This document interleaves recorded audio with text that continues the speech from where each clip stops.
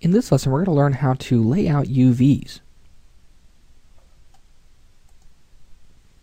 Alright, so up to this point, we have created materials and have applied them to our objects with zero issues up to this point. And materials are very easy to apply to objects. Now, whenever it comes down to the point of creating a texture, which is a 2D image, and we want to apply that to a 3D model, we have to go through a process that's called unwrapping UVs, or laying out UVs. Now, this is a process of taking the polygons that you have on your model and laying them out in a 2D space that matches the 2D image.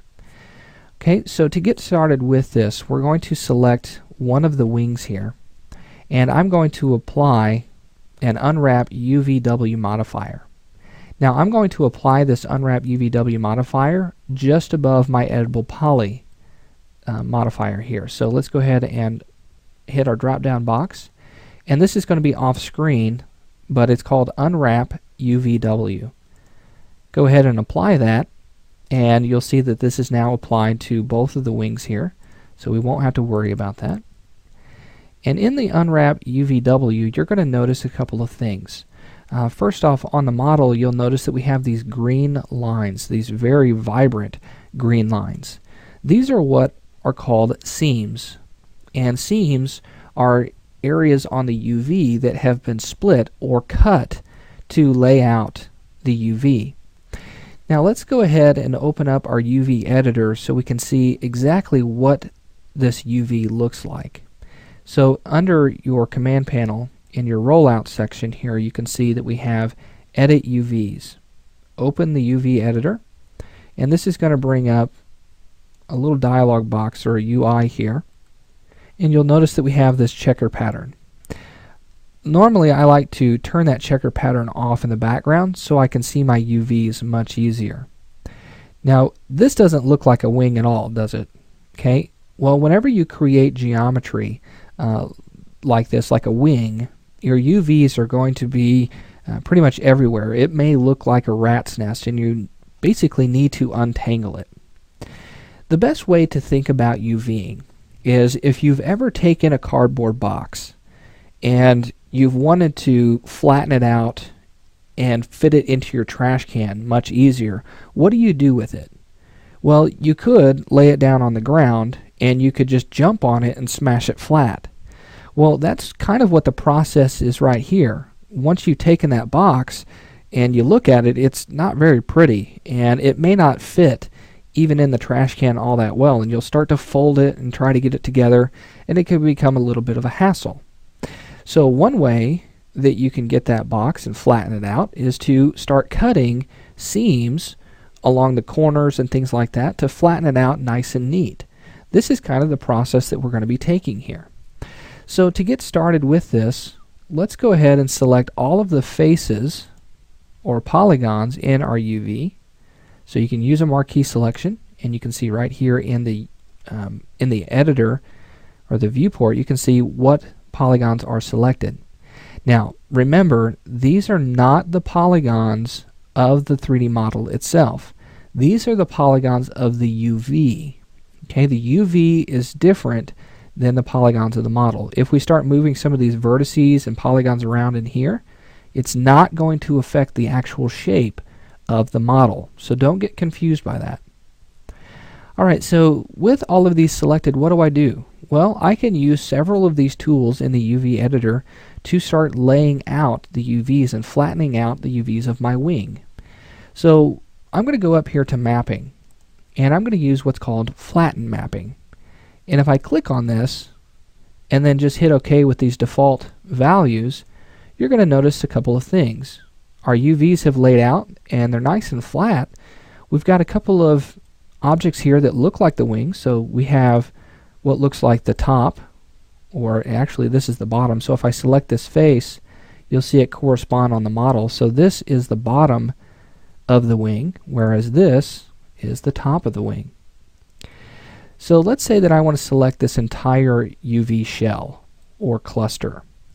Well, I can do that by activating the Element toggle of my UV space. And whenever I select one of these, it will select that entire UV and select all of the faces that correspond in your editor. You can do the same thing here. And all of these elements that are broken apart into their own groups are called clusters or shells. Alright, so now what we want to do is we want to kind of piece these together so that way it's a little more manageable. There are going to be some pieces that just really don't make a whole lot of sense. First one, we have this piece right here that's all together. This is the front of the wing.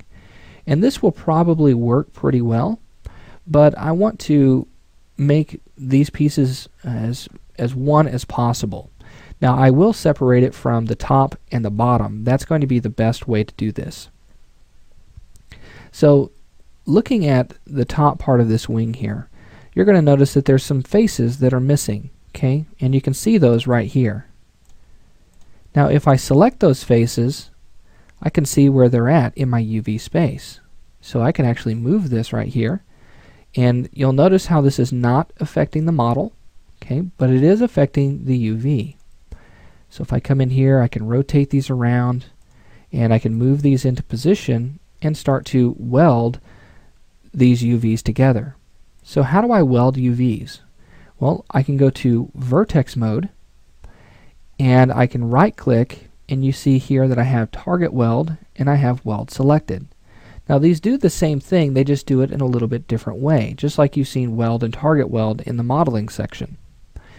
So if I use weld selected, I have to have multiple vertices selected. Now while we're in vertex mode, you'll see that it just selected all of the vertices, and that's because of this element toggle. Let's go ahead and turn that off and try that selection again. Now only these are selected. Now if I right click and I hit weld selected, you'll see that those snap together. Now this may work, but you have to remember that your UVs, if they begin to move around, they could begin to skew a little bit. So what do I mean by skewing? Well, if we apply a 2D image to our wing here, you'll start to notice that the 2D image will skew in some places. So let's go ahead and apply this checker map pattern, and this is just a test image that we can use to help us in the UVing process. So with this vertex selected, if I grab my move tool and I move this around, notice right here how that is moving that texture around. Okay, and we don't want things like that. We don't want a lot of skewing going on. We want to try to get these as straight as possible. So this is pretty close to what we need here. Might bring that back down just a little bit. But all in all, you know, that's pretty close. Now I'm going to hit Control Z a couple of times and go back to where those were split apart. What I'm going to do at this point is I'm going to use that weld or that target weld function, and this works a little bit differently. Now with target weld, you don't need anything selected. You can right click and target weld, and if you click on this vertex and hold, you can drag this around, and notice how it's giving you the move tool icon with a W, and this is telling us what it can weld to.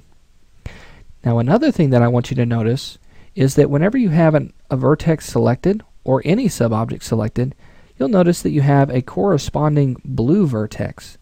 And what this means is these two belong together. They are the same vertex in 3D space. So if I click and drag on this, it will only weld to the corresponding vertex, the blue one. So if you come up here, you'll notice that that icon is not changing from the black arrow to the white one.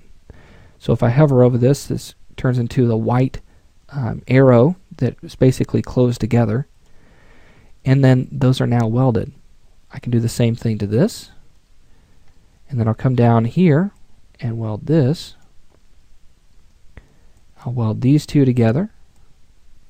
Okay, and then if this doesn't have anything to weld to, you'll want to bring that down and just kind of pay attention to your texture and make sure that it's not skewing.